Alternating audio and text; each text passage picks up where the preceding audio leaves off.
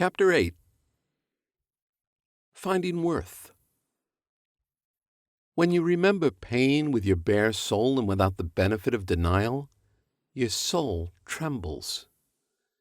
It keens and vibrates with the searing knowledge of how the cruelty you have caused or received will affect you and many others for generations to come.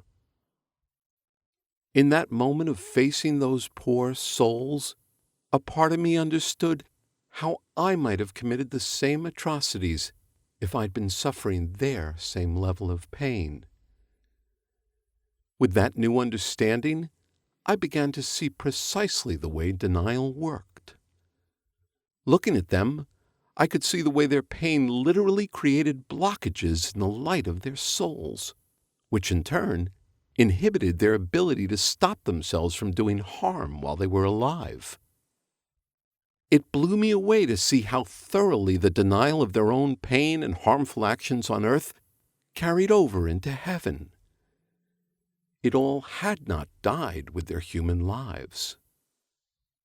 Alive, these murdering individuals have been unable to allow their souls to keep their hearts, minds, and hands from violence, which left them capable of unimaginable destruction. The shame over how they behaved created a gap between their personal emotions and their eternal souls. This was what prevented them from receiving mercy and self-forgiveness in that lifetime, in heaven, and in many lifetimes to come. At least the cruelty of these men didn't stop Irene and me from living and loving again. I would have preferred to do without the cruelty in the first place. Who wouldn't have? But there's no undoing what's already been done. We also learned the hard way how difficult it can be to find your soulmate in a sometimes random, often crowded world. I tell you, there are few things more painful than confidently giving the target of your affection your biggest, most loving grin, your best opening line, and watching them look back at you in all their earthbound blindness and say, "Huh?" The incredible connection found between soulmates is not limited to lovers. That's part of the interconnectedness among every person on earth. Irene and I found there are also work and family soulmates. The influence these people have on your life, for good or ill, is just as profound as that of a love soulmate. The goal is always for everyone to help each other accomplish their soul's purpose. But all these relationships are at equal risk of being harmed by life's fear and pain. I don't want to forget to tell you that there are also important things to be learned when you're out on your own. At least that's what Irene finally convinced me of when she decided to incarnate alone. I still believe that what put this idea into her head was a very popular saying in heaven, which goes, "Fix yourself first. Find any place in your soul where you are part of the problem before you attempt to solve a situation." When she did this, Irene, fresh out of her Devora lifetime, mind you, decided she needed a life independent of me in order to grow a stronger belief in her own wisdom. Plus, she said, I needed to practice letting her go. I had grown too attached to her no-nonsense guidance and her take-charge dependability. She had a point there. I'd depended too many times on my social role to buffer me from the mess of human emotion. Let's face it, I was a wimp. I'd fallen into a pattern of thinking that said, if I just kept manifesting and radiating loving wisdom no matter what folks on earth do to me, everyone will eventually heal. What a cop-out.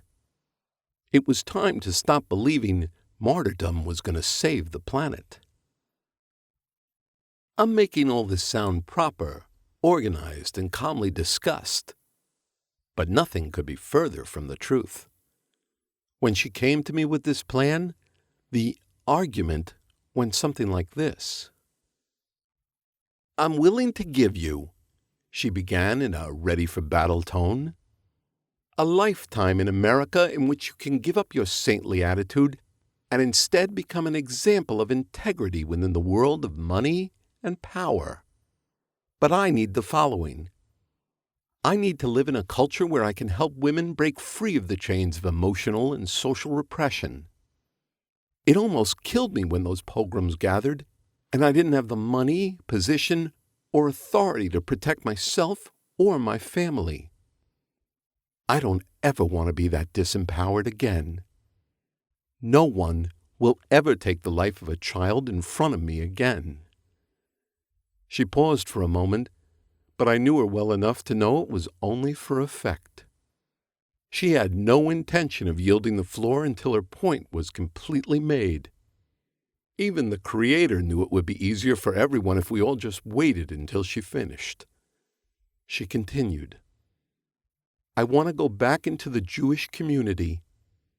I want to be a single, powerful, brilliant woman.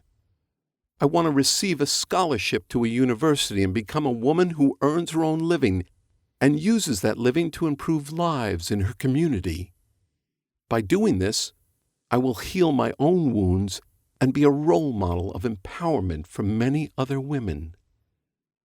If I do this first, then, when I live with you in America, I'll be a full partner to you.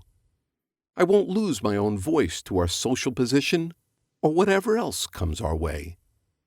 I'll be able to earn money and have a political voice if I need to. I have to go back to the shtetl or do something else like it so I can. I couldn't stand it. I cried out, No way! No how! Never am I going to let you go down to earth to be vulnerable to persecution and violent death. Despite the fact that my heart was in the right place, it was definitely the wrong thing to say, and Irene let me know it, with both barrels. Let? What do you mean you're not going to let me go? Who gave you the right to choose for me? Back off. I watched you with your penis in the shtetl. Your male equipment was fabulous for giving me great happiness during many a night, but that damned organ also gave you freedom of choice, which I never had, and freedom from backbreaking housework, the pleasure, of giving birth, and the joy of being surrounded by children during every waking moment. Because you were a man, you got the beauty of studying at the yeshiva and learning to be a rabbi. You got the benefit of having a respected and honored social position. She calmed herself down a little as she spoke. Maybe it was because she was wearing herself out. Or maybe it was the growing number of angels and souls nearby who seemed to be in silent agreement with the points she was making. She headed toward her conclusion, even though she'd already convinced me with the word, let.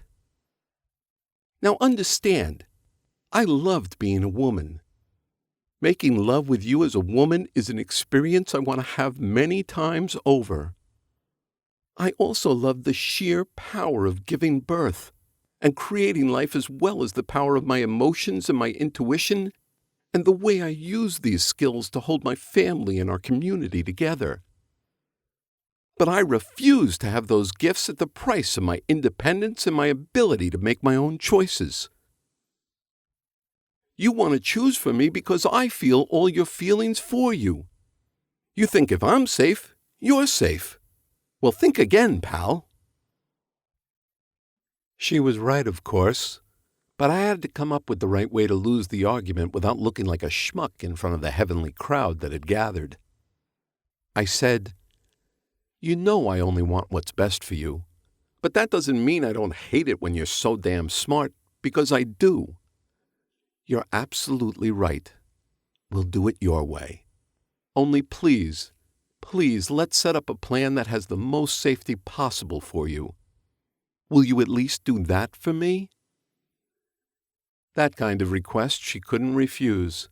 So we sat down with the Creator and all our angels, and we planned a life for Irene based in an area of Eastern Europe that was somewhat tolerant of the Jewish population and was politically and economically stable at that time. It was in a large city with a good university, and the time frame of the mid-20th century left room for the social acceptance of educating women. But the timing, in order for me to reach adulthood after the middle of the 20th century in America, would mean Irene would be incarnating in the middle of the upcoming war heaven was almost certain would break out. Terrified of this, I tried again to reason with her. You've seen what the Creator is fearing will happen to Jews in that war. How can you say this? Do this? Soul growth? Schmoll growth? I don't care about that. I only care about you being safe and accomplishing your purpose. The conflicts in this war are going to be searing, inhuman, and heartbreaking. I don't want to risk your returning from a lifetime with a soul wound so profound that you're practically unreachable. Remember the souls we've been watching cross over lately? Do you want to end up in that kind of pain? Then Irene quietly, lovingly, reminded me of something I already knew but had, in this emotional moment, forgotten. It will mark my soul more deeply if I hold my gifts back at a time when they are desperately needed. I sobbed like a baby. My soul shuddered. I knew I had to let her follow her own destiny.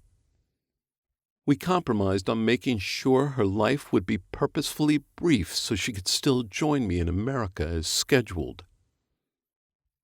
That argument taught me never to mess with Irene's knowing again. She's got some killer instincts, that's for sure. And she was confident that, if given the chance, she could take a haven of learning and culture in Eastern Europe, as a Jew, in the 1930s, and create for herself a badly needed sanctuary that would prepare her for her life with me in America.